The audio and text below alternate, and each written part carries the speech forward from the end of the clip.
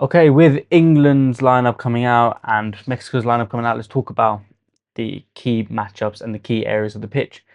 So first of all, the lineup's exactly what I thought. Apart from Kwanzaa, I thought Stones would come in and Kwanzaa would go right back because of this specific situation that I'm going to highlight.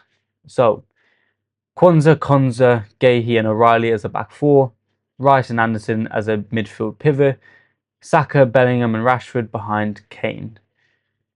It works well, those four up front. Saka's obviously better and more creative than Madueke, but I assume he'll be dragged off about 60-65 minutes for Madueke, which could be positive for him, which could be good for Madueke coming on and then impacting the game at that time. But I think a lot of the ball is going to start with Konza in that central centre-back role. With John Stones, he has the ability to drive into these areas here, both with the ball but also passing it through the lines. With Konza, you lose a little bit of that, but you do gain the stability in that counter-attack moments. For Nico Riley, I expect him to form a front three with Kane and Bellingham for large parts of this game, leaving Rashford one-on-one with Sanchez at right back for that down the line channel.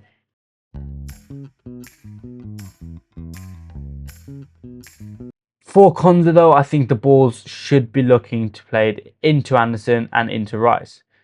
With that midfield three that they have, Moura will probably often sit a little bit higher, with Lira and Romo slightly protecting the back four, but often it will just be Lira sitting and Moura and Romo will probably be asked to do the work on Anderson and Rice. That is exactly what you want if you are England, because if you have Rice coming across and Moore is kind of asked to track him, that ball from Konza all the way in to Nico Riley could be possible, which drags out a centre back. Again, it's about the execution and whether Konza can actually do that when the chance comes. But isolating Kane or Bellingham with one of these centre backs will be your main objective, which then allows Saka to make runs in behind and Rashford to make runs in behind. Now, if O'Reilly picks up the ball in this area here, I expect it will be Lira coming back in to challenge, which then opens up a whole midfield space. But it will be interesting to see how those midfield three of Mexico do connect when out of possession. In possession, we know Moura is going to be more of the creative spark.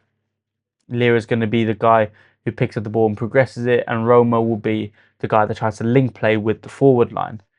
So for England, Anderson and Rice, I think will both be quite comfortable to protect that back three in many situations, especially in counter-attacking situations.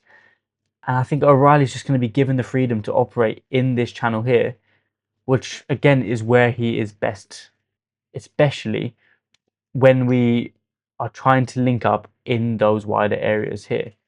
Nico Riley linking up with Rashford coming inside, giving Rashford the space outside where he is personally also best.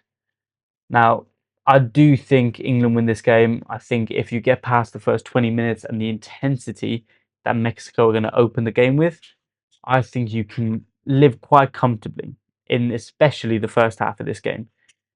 The moment England score first, the game opens up massively. You do not have to then exceed energy pressing the ball down. You can then play with the ball, which makes you last a lot longer. It gives your legs 20 minutes extra. It gives your lungs half an hour extra if you play with the ball. If you try and outpress, outwork, outrun Mexico in that first half an hour, 20 minutes, you're going to struggle to get the game going. You're going to struggle to get the ball moving because you're going to be blowing. You're going to start struggling and feeling the conditions. So you get the first goal early. You can then play your game. You can then play in a way that exposes Mexico and gets them moving a lot, gets them in positions that you want to operate. And then when it comes to making subs, you've got Morgan Rogers, you've got Kobbie Mainoo, Anthony Gordon, Madueke, Eze, and Watkins. I think those are the guys to watch coming on. Potentially Jed Spence coming on at fullback if Kwanzaa starts struggling, or even if O'Reilly is not getting much of the ball and you want to bring another 10 on, you potentially could take a Rice off and then put Jed Spencer left back, which then moves Jed Spence out to the left and another 10 in here to form that front three with Kane and Bellingham. But I would say both teams score, England win 3-1, England score first, and Kane gets 2 goals, put him right up there with the Golden Boot race. But it is going to be an exciting watch.